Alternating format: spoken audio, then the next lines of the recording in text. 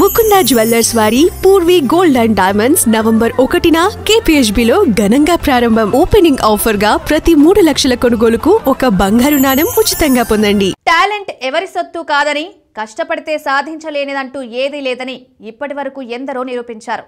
అలా చిత్ర పరిశ్రమలోకి ఎంట్రీ ఇచ్చి స్టార్లు, సూపర్ స్టార్లు, మెగాస్టార్లు అయిన వాళ్ళు చాలా మందే ఉన్నారు. అయితే గతంలో సినిమా అంటే కేవలం వినోదం మాత్రమే. కానీ నేటి డిజిటల్ యుగంలో సాంకేతికత అనూహ్యంగా మారింది. ప్రస్తుతం యూట్యూబ్లో విడుదలవుతున్న ఆల్బమ్ పాటలు సైతం మిలియన్ల వ్యూస్ సాధిస్తున్నాయి. వాటిలో నటించిన కళాకారులు కూడా ప్రేక్షకుల్లో విశేష ఆదరణ పొందుతున్నారు.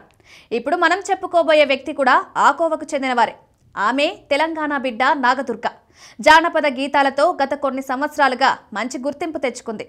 దారిపొంటత్తుండు, నా పేరు ఎల్లమ్మ, ఎర్ర రుమాల్, కాపోళ్ల ఇంటికాడ వంటి పాటలతో విశేషమైన అభిమానులను సొంతం చేసుకున్నారు.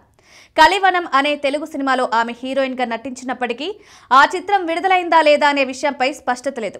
అయితే కొన్ని రోజుల క్రితం తెలుగు బిగ్ బాస్ 9వ సీజన్లో నాగదుర్గ పాల్గొంటారని వార్తలొచ్చాయి. అయితే అవి కేవలం పుకార్లే అని తేలింది. కానీ అనూహ్యంగా ఇప్పుడు తమిళ చిత్రసీమలో హీరోయిన్గా అడుగుపెట్టనున్నారు నాగదుర్గ. ప్రముఖ నటుడు ధనుష్ మేనల్లుడు పవీష్ గత సంవత్సరం జాబిలమ్మ నీకు అంత కోపమా అనే డబ్బింగ్ చిత్రంతో హీరోగా పరిచయం అయ్యారు.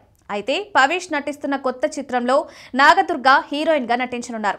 ఈ చిత్రం విజయవంతమైతే నాగదుర్గకు తమిళంలో మరిన్ని అవకాశాలు లభించే అవకాశం ఉంది.